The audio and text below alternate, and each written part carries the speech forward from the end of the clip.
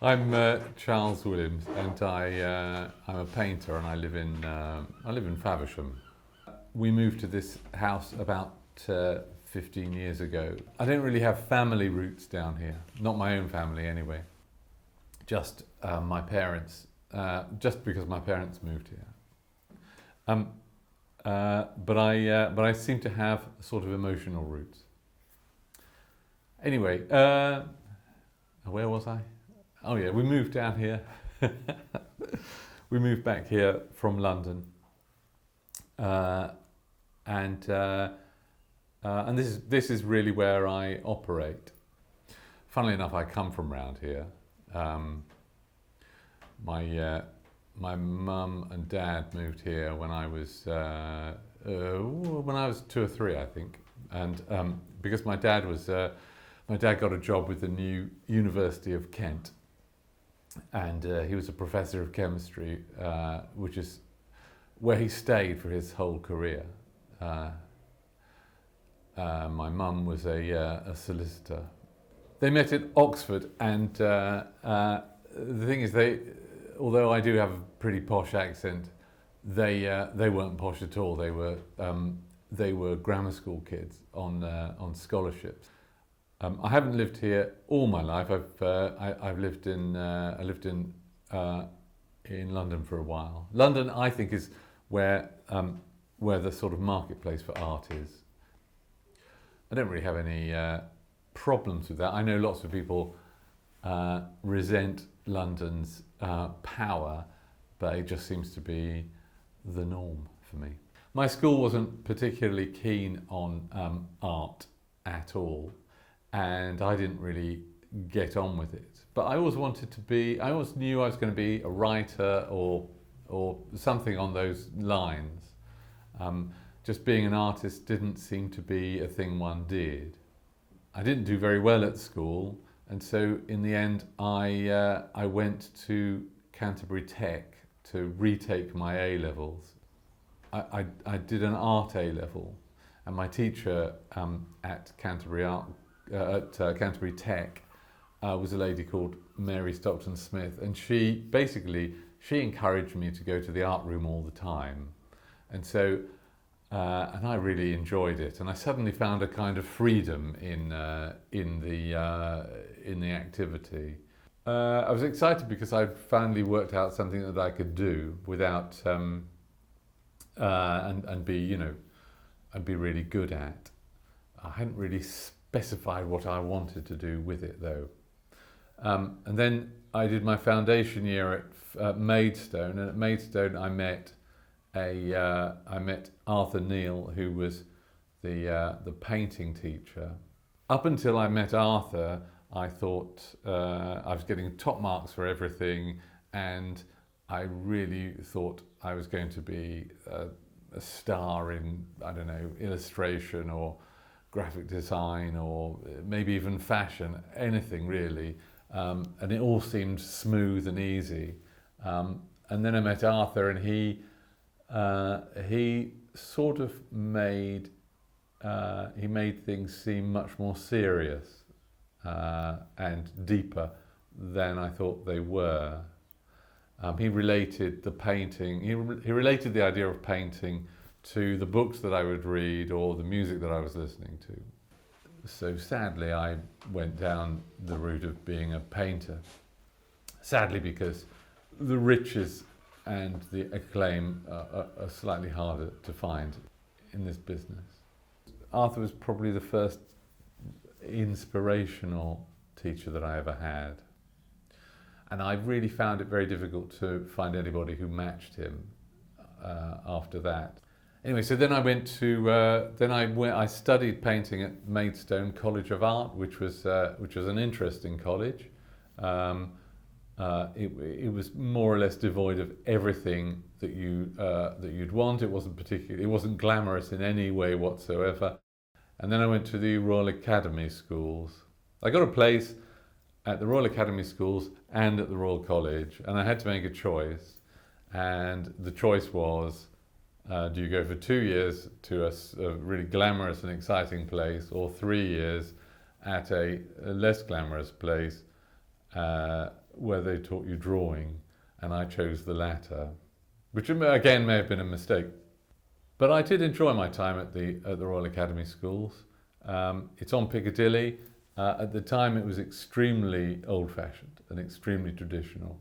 But what it was most interesting for, apart from the fact that there was a tradition of drawing which was sort of still being taught in a very quiet way, what was interesting was that it was bang in the middle of the art business district in London. And that meant that you could see and hear and feel what the art world was like. In a way that I think, for example, the Royal College didn't have.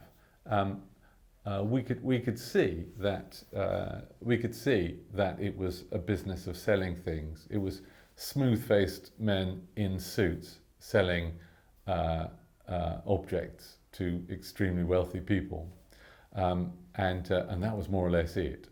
So that was fascinating. I was in the year when the Royal Academy summer show had a terrible scandal with the food served on varnishing day. And I spent the next 10, 15 years receiving letters from insurance companies about my time, my day there and my health. I didn't actually go to that varnishing day.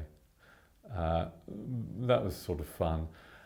Those sorts of things were fun. The summer show was fun because it was a job that you'd get as a student. You'd work on the line and you'd see the Royal Academicians choosing the paintings, and then if you had any intelligence whatsoever, which I obviously didn't, you would then get a job hanging the summer show, which was fantastic, and then you could work in the summer show and you'd learn all sorts of things and you'd meet all sorts of people. But I didn't realise that was how you made a go of being an artist. I thought it was all about making paintings. And it also means that now when I enter the summer show and I don't get my work in, it feels even worse than it does for normal people. After the academy schools, I was offered a solo show in a gallery in Kensington, and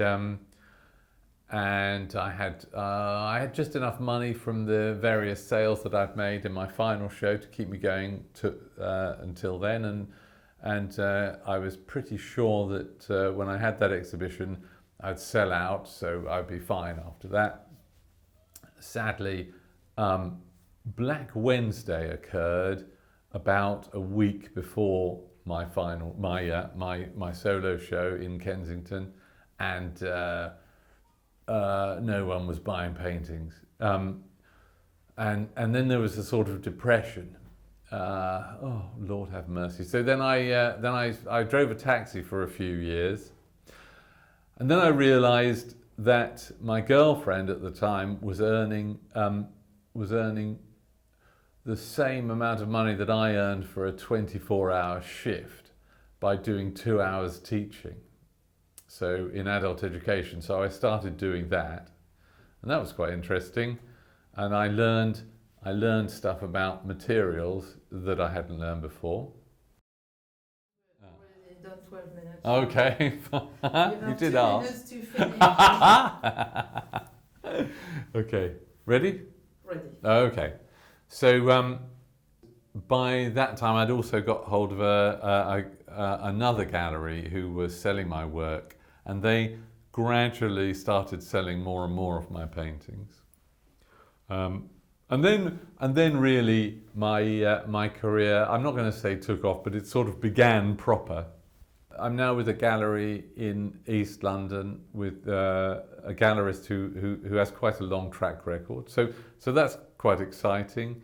And my sort of career as a painter seems to be sort of beginning properly again. I did have 10 years teaching in higher education, which was very interesting. When I was a student, really the only artists you really knew about or met were people who taught you. So the only model you had for what an artist was, you know, the guys who were coming around to your studio space. because I went to the Royal Academy schools, I'd seen that there was a business, so I sort of tried to get into that business. And that was the way I thought about doing it. And I sort of missed I missed the boat with higher education. And I wish I'd sort of got into it a bit earlier or taken it more seriously or just had the breaks to get me there, because I did enjoy it. I enjoyed the students very much. I thought they were good fun. And it was fascinating seeing what people who are so different from me would come up with. I also liked being taken seriously by academic boards and people treating me as somebody who might know something rather than as an idiot, which is most art gallery people treat you as. But anyway, when it came to an end, I was quite relieved to get back to my studio, which is where I am now. One of the great things about being at the Royal Academy schools was a connection I felt, or I developed, with art of the past. A lot of the time, I'm trying to make sense of what it is to make paintings, what it is to be a visual artist. And in order to do that, because I have no background in art, my parents weren't involved. My father, as a scientist, was completely opposed to the whole business and had no idea and was not interested. And they didn't really collect paintings. I didn't really know what paintings were. And so, and also, British art is sort of legendarily rubbish. I mean, it's only really become something that people promote in the last 40 years. So if I were looking at art, I would always look at European art. So I kind of made a decision to look hard at what British art might be. Part of being at the Royal Academy schools was that I could see what British art was, and I was sort of connected with it. Part of doing that is to look at what the different media do, how the different ways of painting, how the different genres and so on, what effect they have, what place they have. One of the great things in British art is watercolour painting. Who knows why, but it was. Watercolour painting was acknowledged in Europe to be an important part of the art experience, and the British did it. As a student, I started looking into watercolour. I didn't want to be a watercolour artist. I just was interested in it as a medium alongside other media. One of my sort of ambitions has been to be able to make watercolour paintings and oil paintings at the same time and more or less do the same thing with both of them. I've never really achieved it, but it's something that I try to do. And recently I've been elected president of the Royal Watercolour Society. The Royal Watercolour Society is 204 years old. It's an immensely venerable institution. Frankly, I don't know why on earth they've got me doing it. The paintings that I'm working on really at the moment come from a sort of dissatisfaction with narrative painting. For years I've painted figures, I've painted people in action or people doing things. And at a certain point, and various points, I've become dissatisfied with the idea of narrative because of the many ways it can be interpreted and thought about. And because I suppose it becomes a sort of trap that as you paint, you follow things through, and you begin to think, oh, this person is doing that, and therefore I must do this, and you become sort of trapped by it. So I thought perhaps I should paint animals doing things. Perhaps animals would change the narrative, would sort of shift the idea of where the narrative comes from. But also because a lot of the things I do with my painting are, they're about making another presence.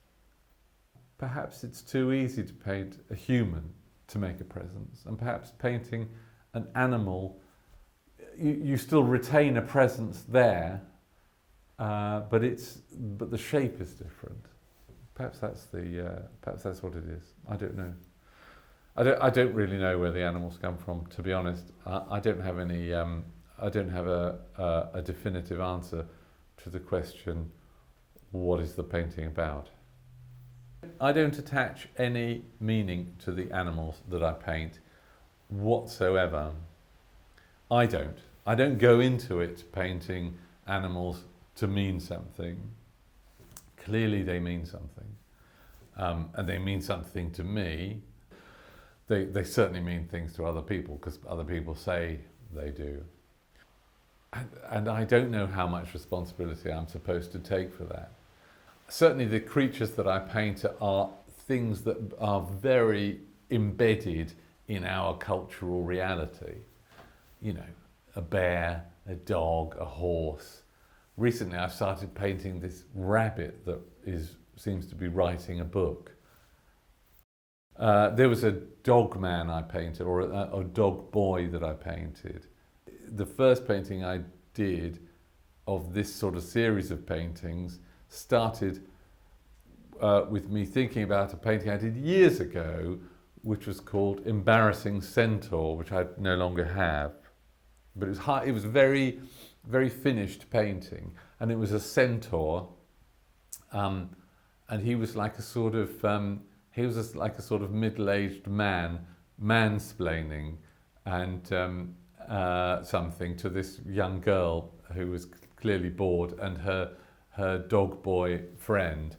And while he was mansplaining, he had a huge erection and was taking a shit. But the horses do, don't they? That's what I like about horses. Well, that's actually what I like about animals, that they do sort of just do things.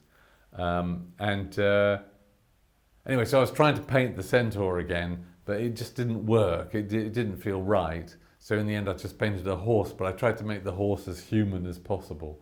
And that's really that's how the paintings have progressed. I don't know. They have meanings for all sorts of different people, and the meanings they have will be mainly to do with those people's cultural reality.